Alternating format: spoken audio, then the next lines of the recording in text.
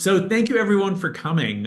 This is a supplementary session we did because unfortunately the original recording for our talk with Machiko Harada was unfortunately deleted because of technical issues. So she's been more than kind enough to join us here. So we are going to be talking about her curatorial project shortly. Here at Hyperallergic, we just want to acknowledge that we are in Brooklyn, which is the traditional lands of the Haudenosaunee, the Shinnecock, and the Lenape peoples. Today, we have a very special talk with Machiko Harada, who is a Japanese curator, writer, and cultural mediator based in Santa Fe, New Mexico. She has curated in Japan and Europe and previously served as chief curator at the Akiyoshidai International Art Village. She's currently developing a curatorial methodology based on her lifelong learning of the tea ceremony. And for her work here as part of the Emily Hall Tremaine, a curatorial journalism fellowship for curators, she focused specifically on the nuclear, of course, the nuclear explosions in Japan and the connection to New Mexico, and those conversations that many Japanese and Japanese American artists are having in their work around these topics. So, Machiko, thank you so much for being with us. Thank you very much for having me here. And so, would you like to tell us a little bit about how this project came about and how you conceived of this and why you thought it was really important to do this project right now? Okay. So I'm here in Santa Fe, New Mexico. I moved here almost 3.5 years ago. As and here is the traditional land of Pueblo and Diné and also Apache people. And as soon as we moved in here, we encountered like a memorial of the Santa Fe internment campsite, as well as a little plaquette of showing the Santa Fe office for the National Los Alamos Laboratory. So these traces of the World War II reminds me all those historical events that the Japanese and the Japanese American went through during that time. And about 12 or 13 years ago, when I was still in New York City, it was not long ago after I moved to United States from Japan. I was honored to meet John Cooktosi Smith, and she introduced me to a Japanese American artist. His name is Roger Shimomura. Oh, yeah. He has been the champion of this making his art, telling about those bitter experience during the camp based on his grandmother's diary of her experience. Yeah. So for those people who may not know, just to clarify, it's work about the internment of Japanese Americans on the West Coast.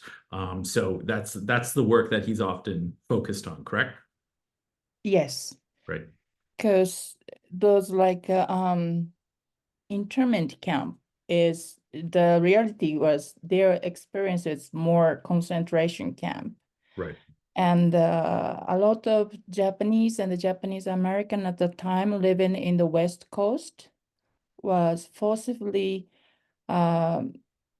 displaced, relocated from their home, take away from their home to send to the camps. Right. First, they were gathered into the detention centers and sent it to the farther remote areas. Right. And one of those camps is fairly close to where you currently live, correct? Yes, the Santa Fe, New Mexico had a 4 internment camp, which was taken care of by the Department of Justice. And it's more for the enemy and alien internment system was taking care of these people. So they incarcerated mainly Japanese Issei, the first generations, who was listed on the ABC list that was kind of marked as a more higher risk enemy alien. Right. Yeah. I see. And so now meeting Roger, how did that change your research, or how did that change maybe your understanding of the topics? Yes, of course I knew the term Japanese internment, Japanese concentration camps during the World War II in the United States as a historical event, but I was not aware about those like stories and their effect to the generations and the whole Japanese American society afterwards. And So when in Japan, yes, was this something that you would have learned in school? Was the internment, was it something that was discussed at all? it's not thought-free discussed. It's more just a word was written in a textbook, but Right. it's very short. I see. And as long as you are not familiar with this, yeah, some regions who actually sent off a lot of migrants, for example, like Hiroshima, Yamaguchi, and some Kyushu areas, or the Yokohama or Kobe, who send out a lot of immigrants from Japan to the other world, other countries. They have certain like museums and some parts of yeah exhibit telling about those story, Got but it. it's not that popular or it's not that common. I see. Mm. So Roger was one of your first exposures to understanding the real breadth of what that meant for somebody Yeah. and Mhm. for an understanding. And so what were some of the first reactions you had? And what were your first questions when you heard about this? Roger uses a lot of like a pop culture icon as well as kind of using the stereotype as a satires. Mhm. So at the beginning, I felt a little distance to facing his work Hmm. because yeah, and it took a little while to digest and to start and understand what his real concept and what his attitude. And so it took a while, and I re-encounter his work is during the previous, I mean, the Trump administration Mhm. times. And that time was a lot of those migrant issues and repeated police violence issues happened and hate crimes happened. So I had opportunity to thinking and writing about the Japanese diaspora art in the United States. So I start to researching about his work, and I started learning about the Rusasawa's work. I also, this was also by chance. I went to visit Carrie Yamaoka's exhibition at the University of Washington Right. Museum. So those kind of reforming to re-encounter that learning about the Japanese Americans art, and I often encounters the theme of the Japanese concentration camp issue. So that's how I started developing the idea of this project. Yeah, amazing. So should we jump into some of the articles so we can talk a little bit about some of the things? So maybe we can go through each article and then we'll talk about the exhibition at the very end. Sure. Okay, great. So the first article, um, start, is called Japanese American Artists Revisit the Painful Legacy of, of World War II. Mhm. So Tell us a little bit about this article. Tell us a little bit about what, the images you chose to represent. In this, the Roger Shimomura has a lead image here, very powerful image. Maybe you could talk a little bit about that, about his image, particularly about his art, what you think, what really appeals to you, and also what you think it sort of helps illuminate about these painful memories.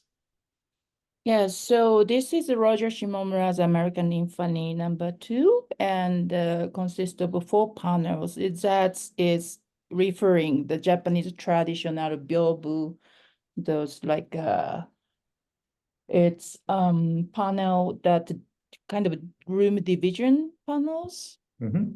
And he also using kind of traditional Japanese painting methods to breaking the space, the flat two-dimensional space into kind of making the perspective, distance, front, and afar.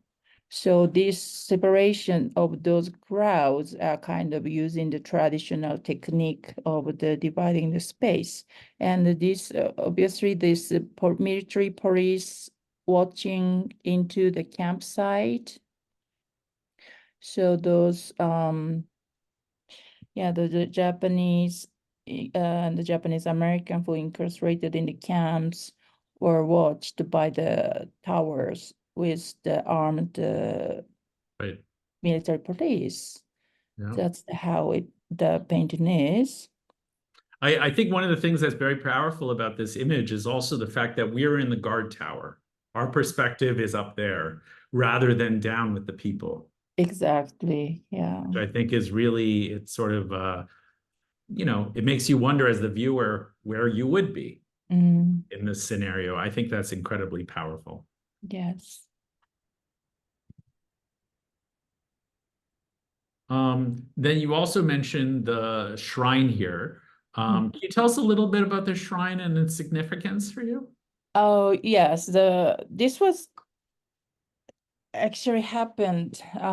So this New Year's Day, I mean, I was visiting my parents during the winter holidays, and I was visiting the shrine for the New Year prayer with my friend and the family.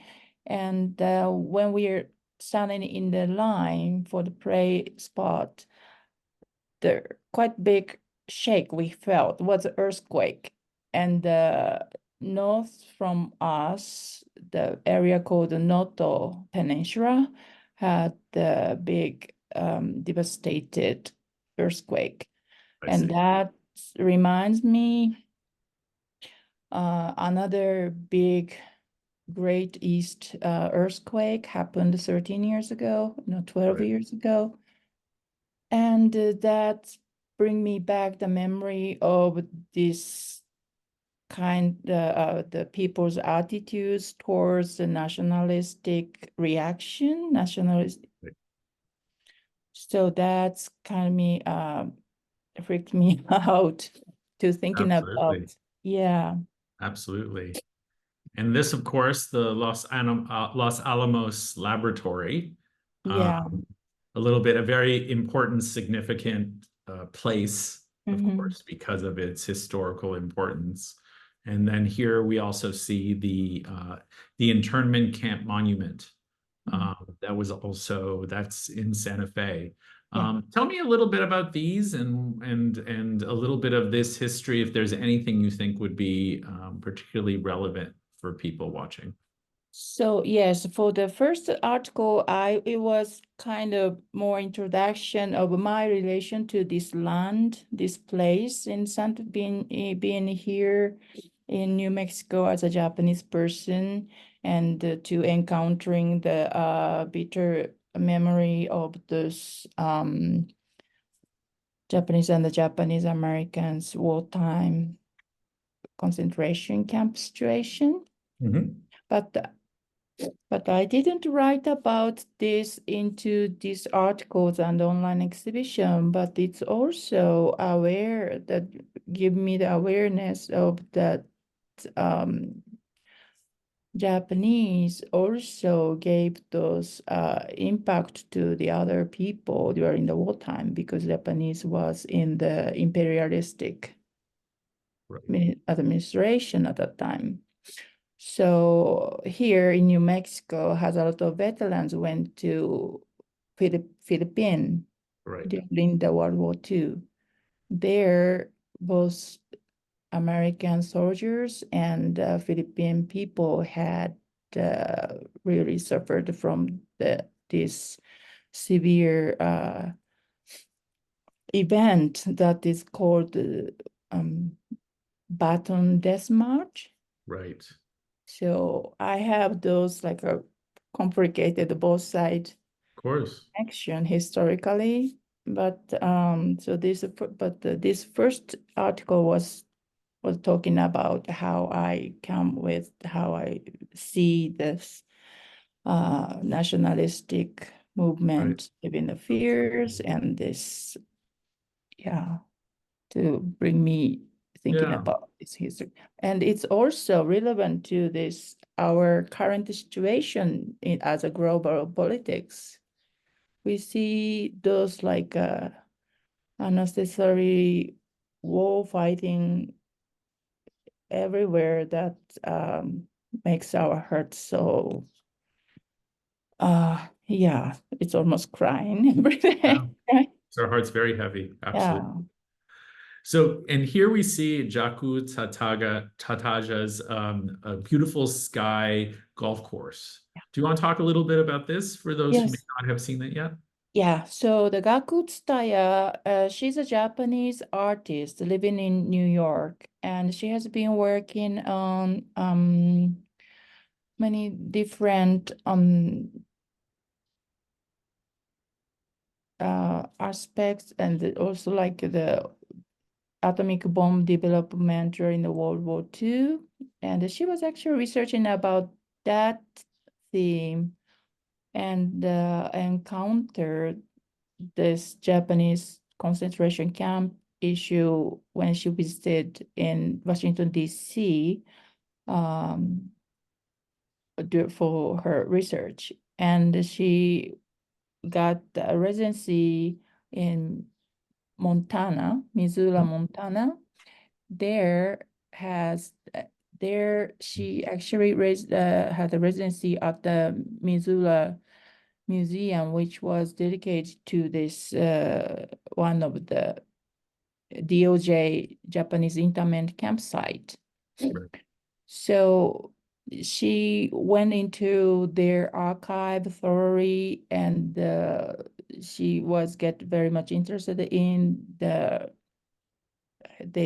internie built the golf course, and while they are waiting for their own royal hearings, they play the golf, but she uses the internie and the American governmental officers, the internie for the golf ball, and using Americans for the golf clubs with animal heads, using those kind of non-fictional figure telling the historical event. So, and her point was those Japanese essays taken away from the home and the family, that was must be very hurtful experience for the both side, both like Japanese Issei and also the Nisei and the family, the Japanese Americans who left and took away to the other camps. Yeah. Do you want to just explain to people Issei and Nisei and all these terms that they may not have heard before? Sure. So Issei is the Japanese word means first generation. Nisei is the second generation, and the Sansei is the third generation. Right.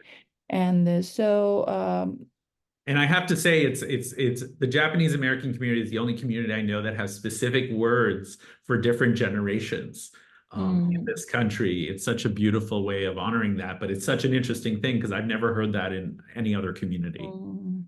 and actually, I'm technically Issei, Right. but because I came after the war, so I am Shin Issei means new first generation. So there's that added Yeah. component as well. Wonderful. I love that. And then this is Kondo's piece, Cut a Circle. Do you want to talk about this a little bit? Yeah, so Aisuke Kondo is also Japanese artist. He's based in Berlin, but his great-grandfather went through the camp. So this project, because because of the Japanese American went through more to through this experience, and uh, so we have, I mean, for the Japanese artist has less experience Right. for the camp, and it's not common or the familiarity. But so what I wanted to do is I wanted to bring both artists working on these camp issues, because another aspect of this project is when I first time come to United States, I kind of felt a little bit distance in between Japanese and the Japanese American community, Right. especially those like because especially in the West Coast, the Japanese American community is more strong and tight. Right. So there's so Shin or the newcomer Japanese community and the Japanese American community are not really bonded together. That's what I felt. Yeah. And I That makes started sense. wondering why is that? And it was, I think, one major reason is this camp experience or not. Yeah, the history, of course.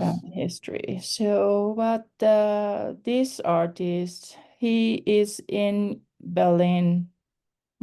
So foreigner migrants be in other country as well. So he is in Berlin, and he had some bitter experience over there, and he started wondering about his great grandfather, how he was when he was in United States.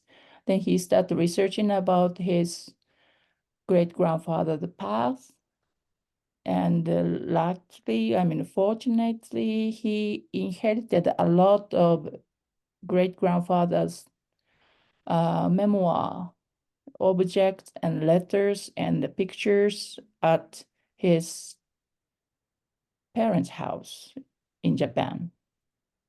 So he inherit those like a memoir from the great grandfather, and the researching about his experience, visited many times in United States, and created different video works, installation work, and also like a drawing and stuff. So this is one of his video work that he's standing on the this this is not the top parts, but I'm not sure about which campsite exactly is. Right. Right. But yeah, so he cut it out the red parts of the Japanese flag Oh, right. and put in this. So the white become the white flag, which is of course implicating this surrender. Yep. Great. Yeah. So that was the end of the first article. Let's go to the second article. So this one, you're looking at some of the actual implications of these sort of histories and the way artists are grappling with them. So how, do you want to talk a little bit about this article and what you were hoping to achieve and what you achieved in terms of the type of work you're talking about and some of the observations you had? So the second article, I mainly wrote about those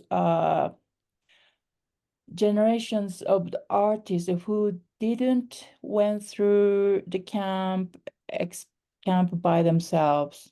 So so I started to research and discuss about 5 Japanese and the Japanese American artists. Mhm. His name is So Gakutsutaya and Aisuke Kondo, which we Mhm. previously talking about, Yep. and Kari Yamaoka and T.T. Takemoto, then Ken Okiishi. So those five artists has all very different family history towards this camps, this history. As so the Gakutsutaya, whose family didn't go through at all, and Aisuke Kondo, he's Japanese, but his great-grandfather went there. And T.T. Takemoto is based in San Francisco, so their family, I think many of them went through and has more, a lot of impact. Right. And the Kari Yamaoka's family, and the parents was in New York, so they were not interned, incarcerated, but some of her aunties, uncles, as well as grandfather was incarcerated, and especially the grandfather was on the ABC list, was caught in the East Coast and sent to Ellis Island.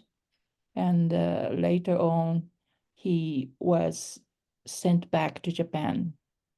So, and Ken Okishi's family is from Okinawa. No.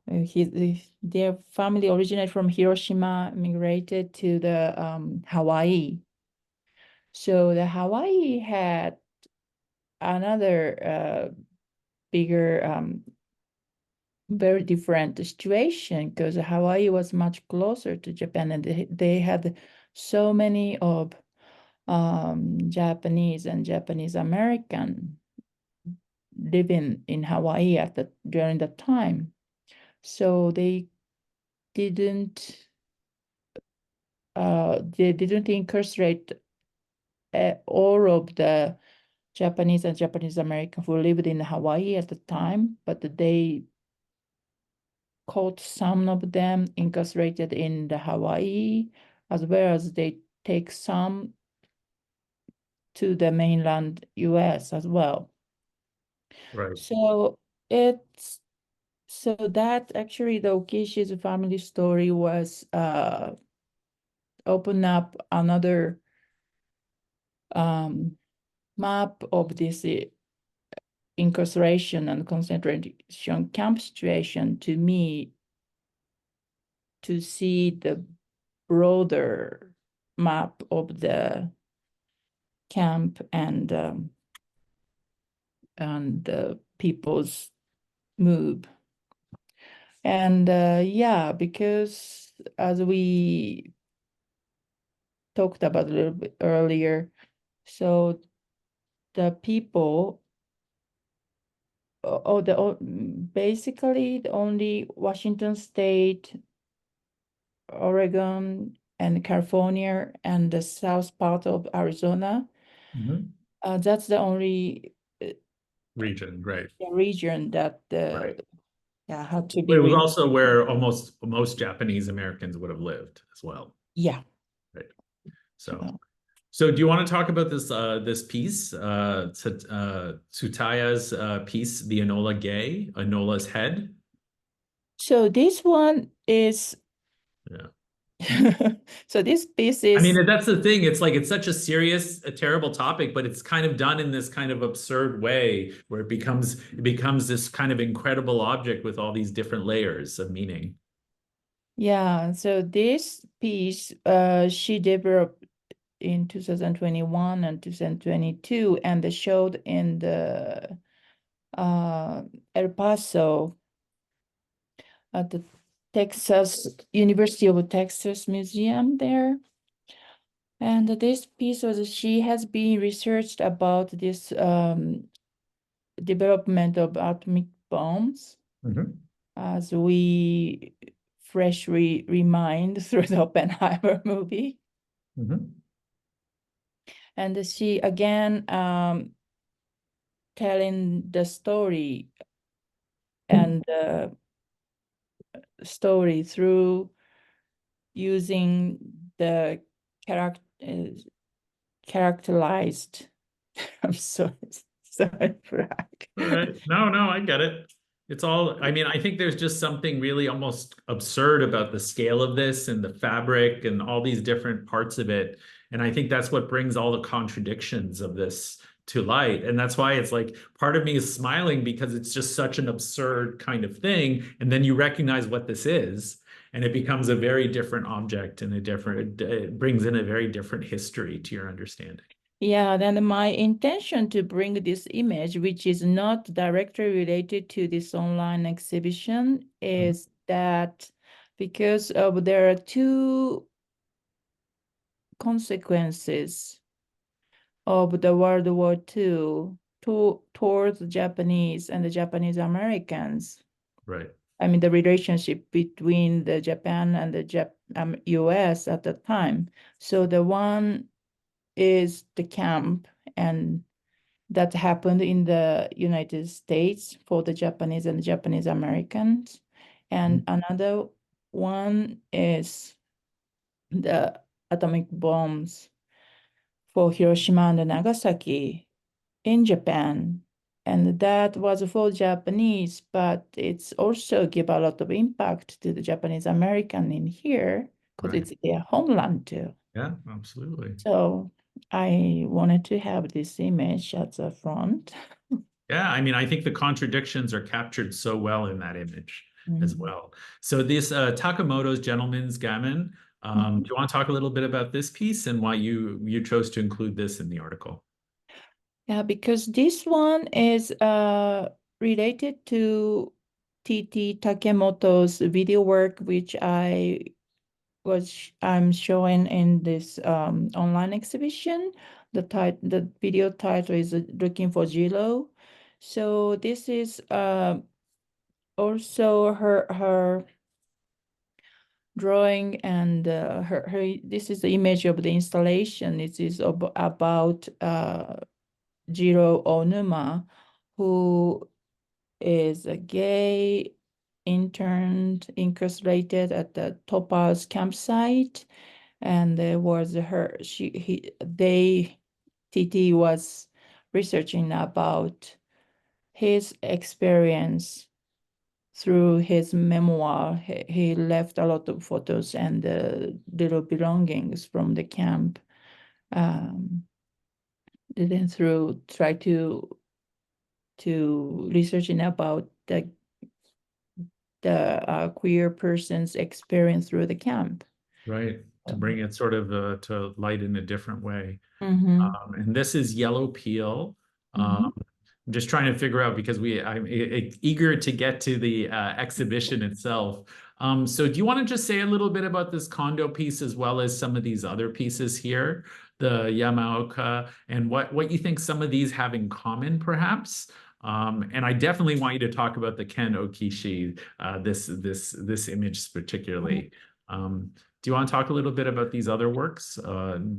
Yeah, so Carrie is more known for as her paintings, and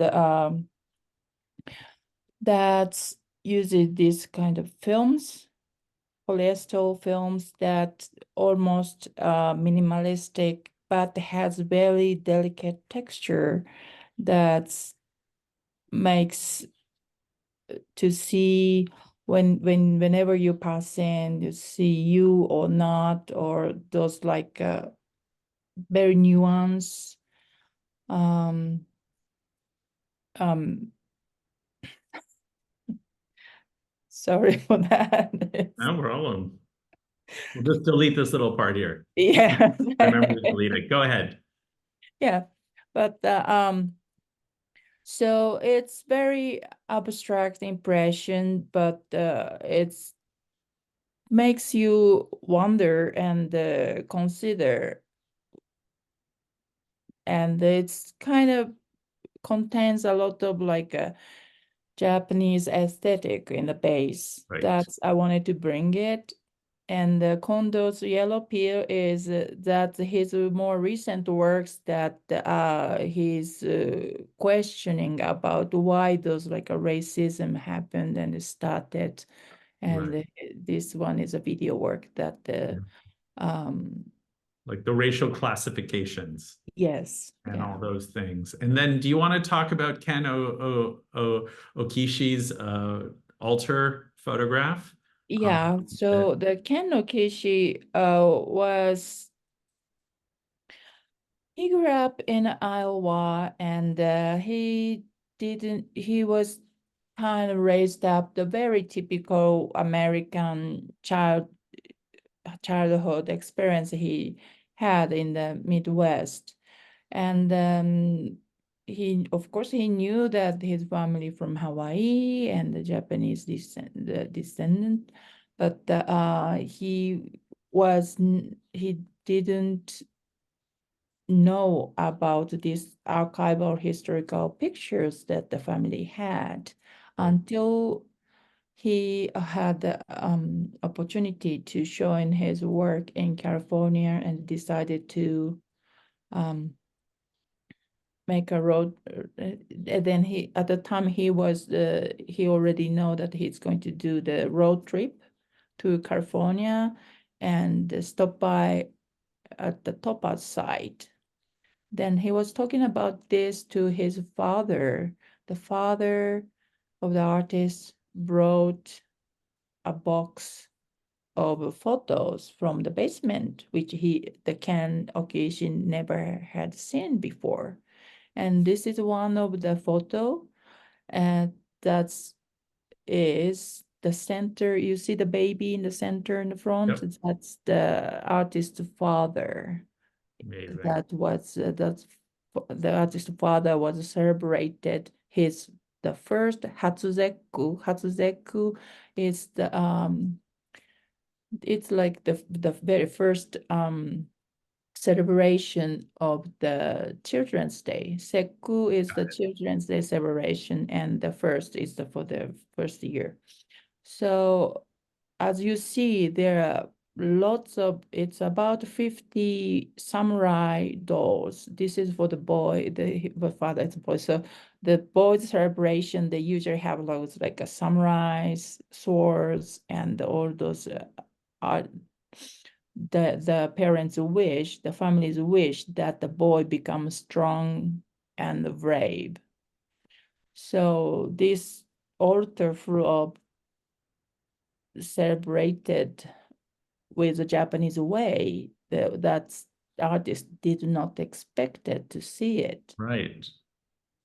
because Amazing. he had heard that they had to discard all those Japanese looking items and the documents and everything they had to discard into the ocean So they're all during gone. All this stuff is yeah, gone.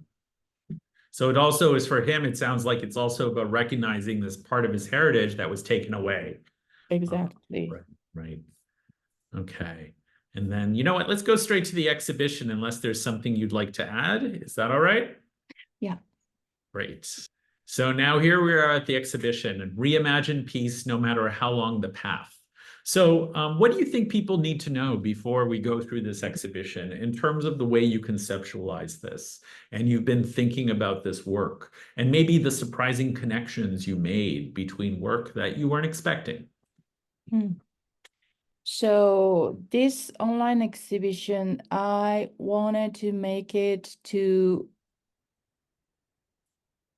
show this Japanese and the Japanese American experience through the wall, through the contemporary artist's perspective.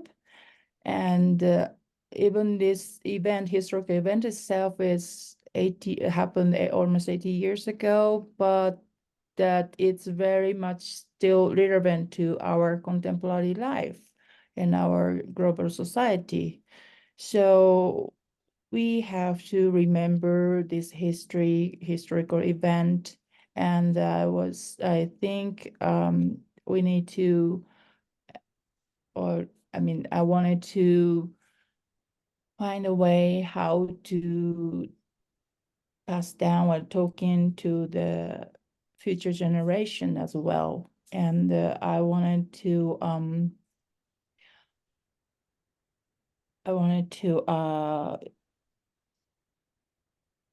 get the help of these artworks to telling the stories, history, and also to have broader understanding. And this first image is from Aisuke Kondo, who uses the archival photograph that was taken by Ansam Adams, one of the official photographer for the camp. Yeah, Where, Ansel Adams, for people who may not know, as well as Dorothea Lange, were some of the photographers that were commissioned by the government to go and take photographs of the various camps where Japanese Americans were being held. yeah. So those are the Aisuke trying to reconstruct the history or to reimagine the history, to wishing with his hope that this never happen again. So this is kind of I wanted to use this as the first image associated with my wish of this exhibition. Right. Do you want to talk about this condo piece specifically, like in terms of why you chose to lead with this, and what is it? Is this the puzzle? Is this what you're trying to figure out? These relationships? Is that how you see this? How do you view this work in the as a lead image? Yeah, so he take this historical image, and it's like a puzzle. It's like he trying to reconstructing and Yep. trying to, see the modernistic composition, but has this beautiful landscape of the topaz and as a background. So I read this image as he is really trying to reimagine this historical event. So that's I choose for the front image. Beautiful. It's a beautiful, striking image. Mhm. Now, this series by Yamaoka, is that Mhm. correct? Yeah. Yamaoka. Kerry Yamaoka's piece, I think, is really powerful. And we're going to see some images of actually, I'll come down to this so that people can see some of the other images from the same series, including this one, Heart Mountain, Topaz, Tornillo, Tule Lake. And of course, all these are places where Japanese Americans were interned during World War II, in case anybody is interested. And then some of those images you can see here in this archipelago's installation. Um, yeah, I wonder if you could talk a little bit about this piece Yeah. in particular. So Carrie Yamaoka's this piece is called Archipelagos. It's a series of 23 silver gelatin prints. And she created those prints by analog photograms, which he doesn't use a camera. So and those it's a name of places and include Ellis Island, Guantanamo Bay, and the Hurt Mountain. So alongside with an unfinished alphabet and abstract kind of image. So she kind of wanted to put from A to Z with those names. But so the important of this work in this exhibition is because this is not only Japanese concentrate campsite, but also like a Guantanamo, and those include this is the site of such as like hospitals, Right, prisons, and detention camps. So it's infrastructure of the it's the infrastructure designed forcibly to capture, isolate people. right, So those like collective trauma of the right. mismatch. incarceration and discrimination. Right. I'm just going to read a line from your article. The Yeah. artist says, I think this will help put context. It says, the resulting images refer to the AIDS crisis, the history of settler colonialism in the US, immigration issues, the internment of Japanese and Japanese Americans during World War II, the Holocaust, the sequestration of the mentally ill, 19th and 19th and 20th century landscape photography of the American West. So these are all different. So I think this is what you're talking about, systems Yes. where there's such more larger systems that have isolated people, that rendered people, that make them into objects or into seen in different ways. And of course, just want to mention the silver gelatin prints, at least the way I'm reading it, is also significant because Japanese Americans were very involved in the history of photography on the West Coast. Mm. So photography was one of the art forms that specifically Asian Americans were very involved with from the beginning of the 20th century. So that has an added part of this history as well. So Yeah. they're So absolutely beautiful. yeah, so this is this is the important piece for this. Absolutely. Yeah. So So and I also this like you see this like each panels, some of the sample of the panels. That's I beautiful. constructed with the kind of a timeline and the location. Absolutely. So, and then do you want to talk a little bit about Kondo's piece, The Past and the Present in SF, and what this Yes. piece is? So I have couple of a few of his video work in this exhibition, alongside with a timeline of the what's happened to the Japanese and Japanese American at the time. So this piece was Kondo, the artist, was trying to follow in the path of his great grandfather's life before the camp. So as a Issei, the first generation of a migrant from Japan, and trying to start a new life. He landed as a single man, Right. then a couple of years later get married with a woman, Japanese woman, and they got a boy, but they left US, went back to Japan. So again, he start a single life. They're not divorced, but I think for the son's education reason, wife and the son went back to Japan. I see. So Kondo, the artist, was trying to follow where he went, using great grandfather's photograph and trying to search the exact spot where it was and take the photo. And some of them are just single photos, but sometimes he trying to pose like the great grandfather was struck the pose at the time. Right. Absolutely. And of course, I have the volume off just in case people are wondering Mm. for this one. So there's also sound connected to that as well.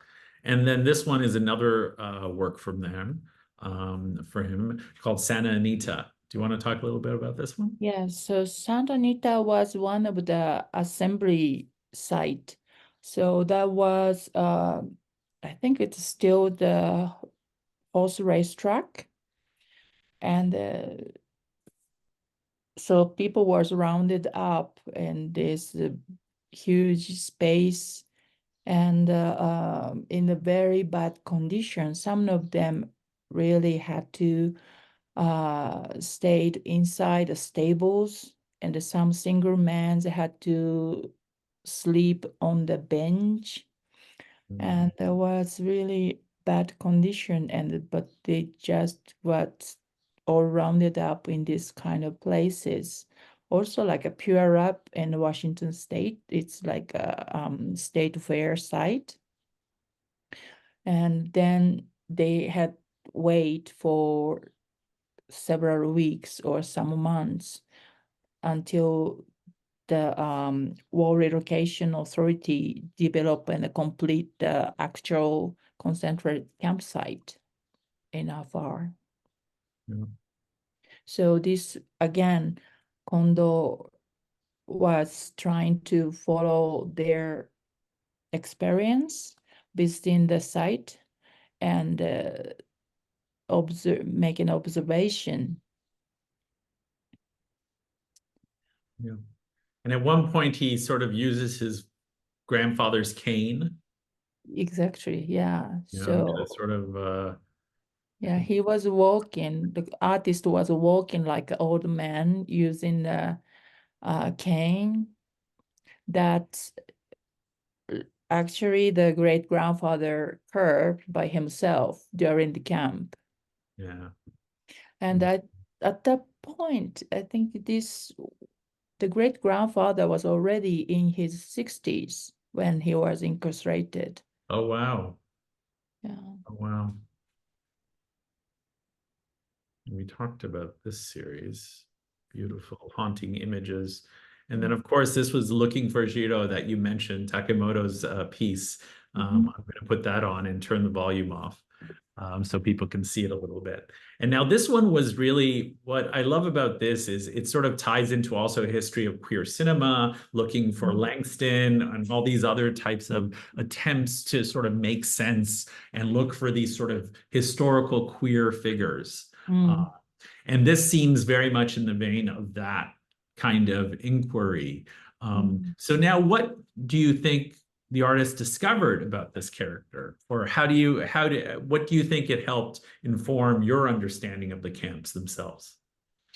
Yeah, I mean, imagine those like the time and the situation. So it must be so hard, extra hard for those individuals. And so the Takemoto, they incorporates the mashup of those foot and they using this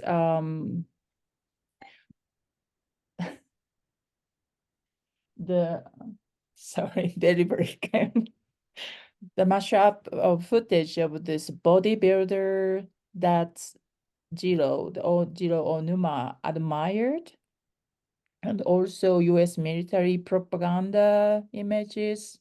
And these mixtures really to make think about how this person's life and how could survive in the group of community intensively.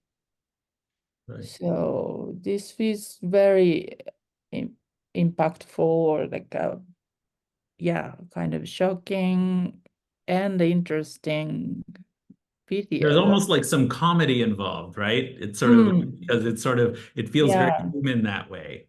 yeah, that's Really. how they performed. Yeah.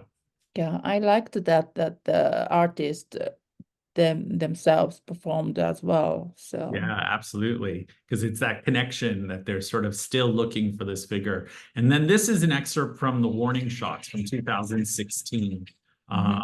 and now, how does this fit into the other work, or how would you characterize this piece in your larger exhibition? So so this like actually I have in this exhibition I have 3 video from TT Takemoto, and it's considerable as trilogy. Mhm. So it's a very different style and but it's kind of video portrait of those 3 individuals incarcerated in the concentration camp at the time. Mhm. And this has this warning shot is about James Hatsuaki Wakasa, who was shot by military police dead during the camp, and it's actually just a couple of weeks before he's supposed to be released from the camp. Wow. And this day, Takemoto described this incidents using the special technique she called like a Rashomon technique, which Of makes course. the truth very ambiguous Right. as the according to her research, it's also all those like why he had to be dead or why the MP shot him is still ambiguous, and it's also including very shocking fact that they had to pay like a fine for the $1 or something. So yeah, Right. those Do you want to mention that for people who may not know the $1? it's, did I wrote that I what think you wrote it here somewhere. But I don't know where it is exactly. So do you want to just repeat it for people who may not know? Because he had to pay for what was the dollar for exactly? yeah, I have to go back to the article if I can see it.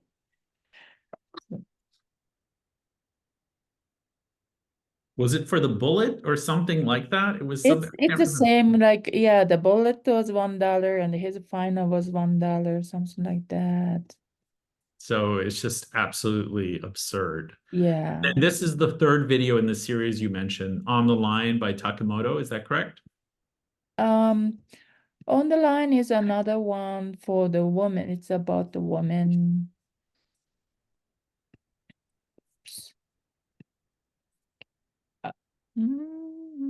Yes, that's the third video on the line. Right. That was another portrait of the individual incarcerated in the topaz. And that's a woman employed in a cannery. And her name is Isa Shimoda. Mhm. And she was described as the first female Japanese American business owner at that region. And this video is more kind of poetic, and it's like to flashing back this woman's like memory, Mhm. the time before incarcerated. So so this is another way of to you can imagine how the life could be, how you adore, how you longing the world before you were placed in the Yep. camp. Very powerful. And the abstraction really brings the points out. Yeah. And then here, condos where you stood. Mhm. Do you want to talk a little bit about this one? We're Yeah. down to the So last few works. yeah. So this one is the another piece of Kondo's work, and it's his research and investigation about his great grandfather's time inside the camp. So he visited Topaz by himself. So it's kind of start as a road movie, driving in the highway, go towards the Topaz. And Yeah. when he arrives, he started to walking around in the site. I think they have now the museum on the site, but he was more wandering, walking around in the actual very flat, vast land. Yep. Looking for something that's no longer there. Exactly. Haunting. And yeah, and the very last parts, he eventually that um landscape overlapping with the one of the group photo of the people who were there. Right. And the artist start coming to this road and walking again with his great grandfather's cane. But Right. on one time he started to swinging around that it's like trying to battle with something, like a battle with a phantom, and eventually just by accident he broke the cane. Oh, wow. And I found that last part was quite powerful. Yeah. I mean, it can also represent breaking of the cycles, the Yes, generational traumas as well. exactly. Absolutely.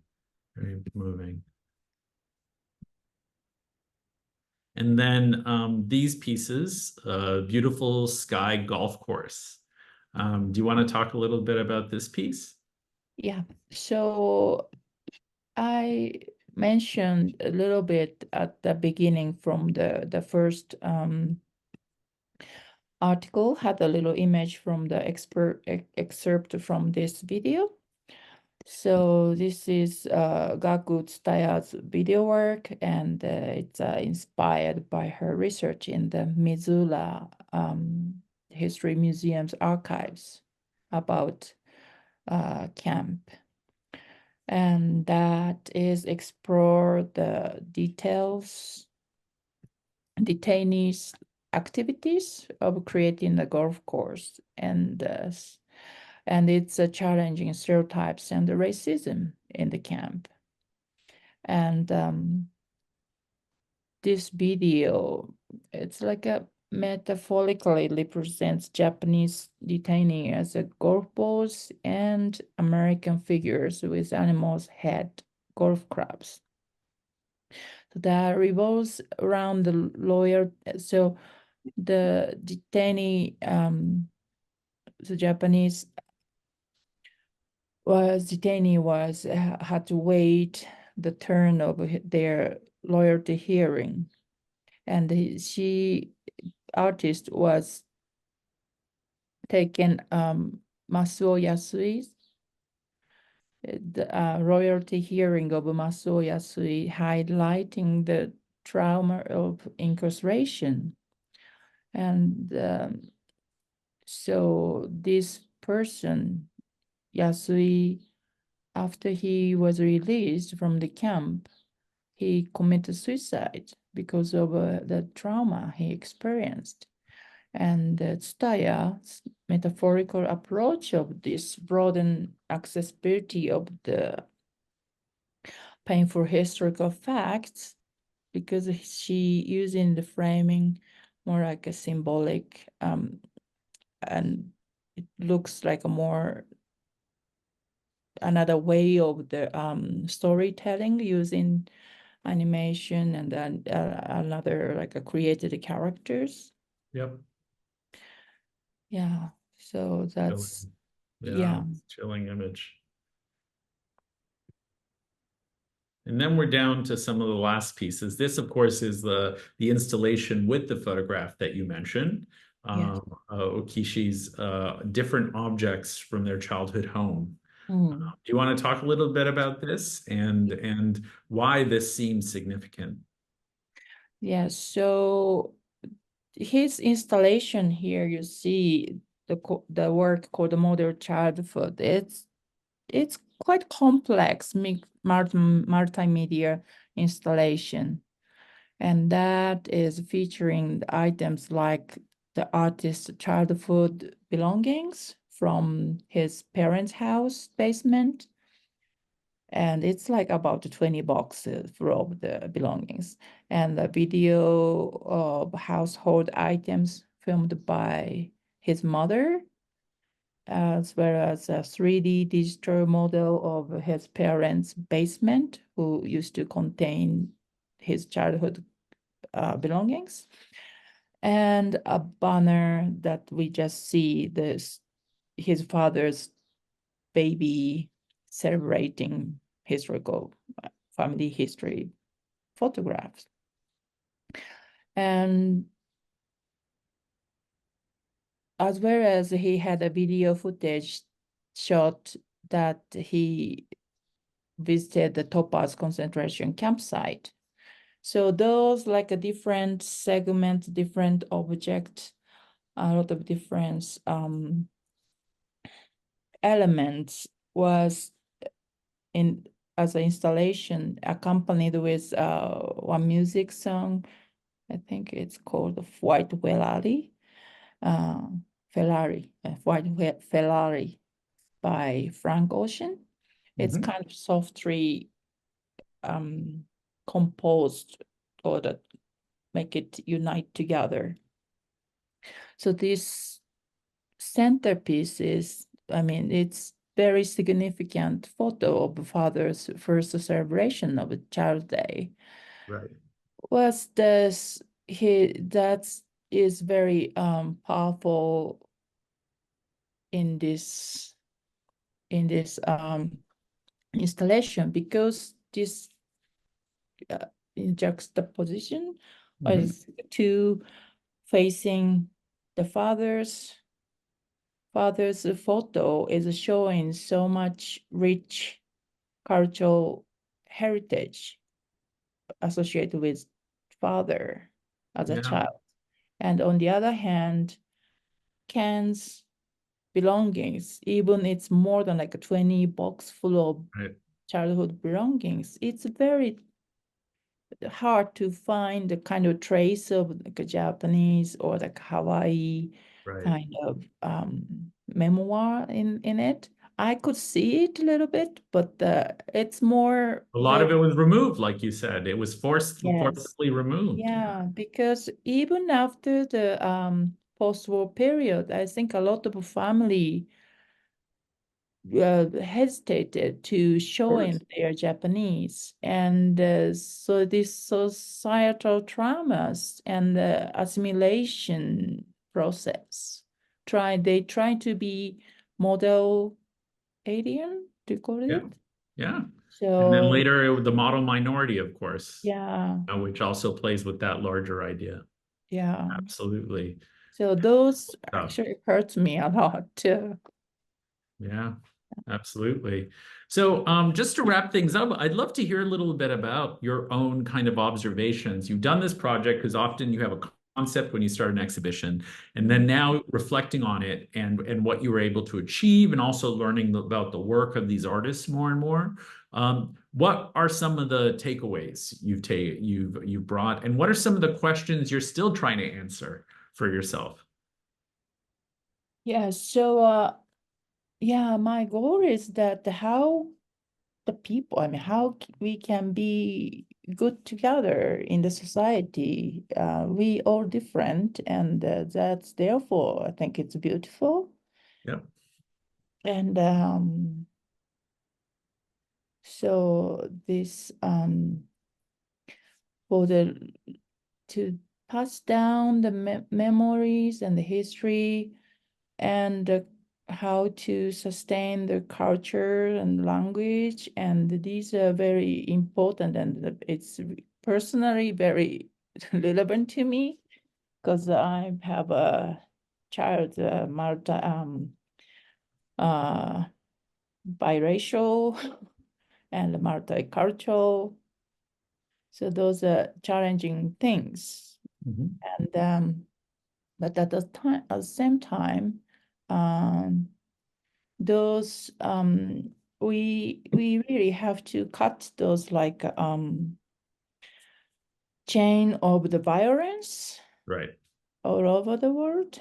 And then we should have solution, but we have really seriously have to think about how for the future. And Absolutely. the art is a good media to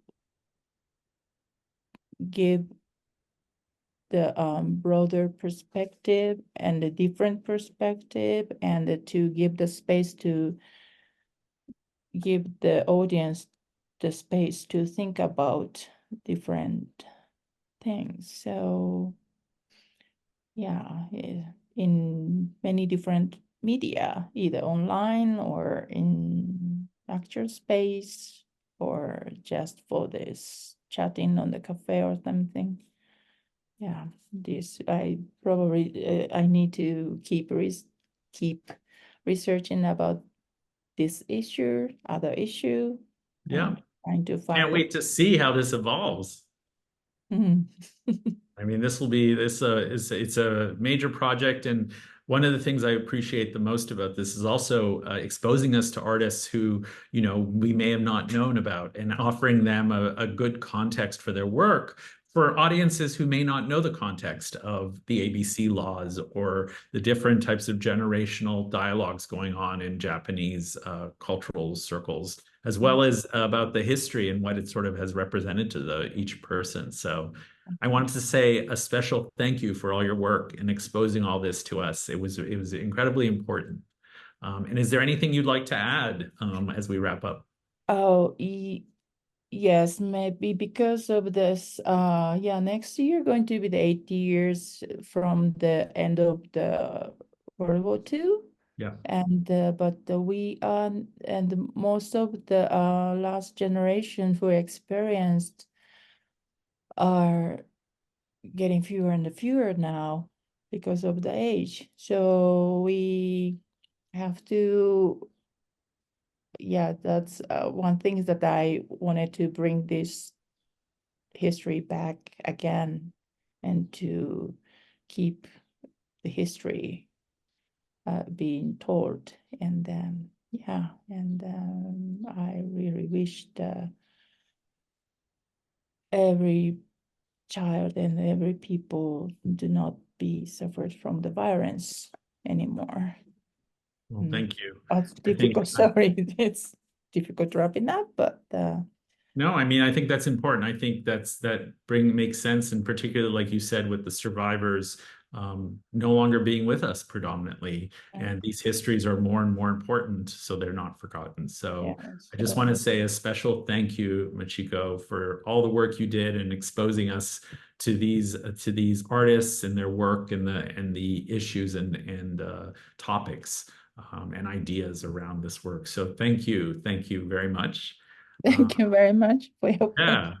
it was wonderful. And I just want to say a special thank you for the Emily Hall Tremaine Foundation for supporting the Emily Hall Tremaine Journalism Fellowship for Curators. And I'm Harag Vartanyan, the editor-in-chief and co-founder of Hyperallergic. And thanks for joining us. And thank you again. Thank you.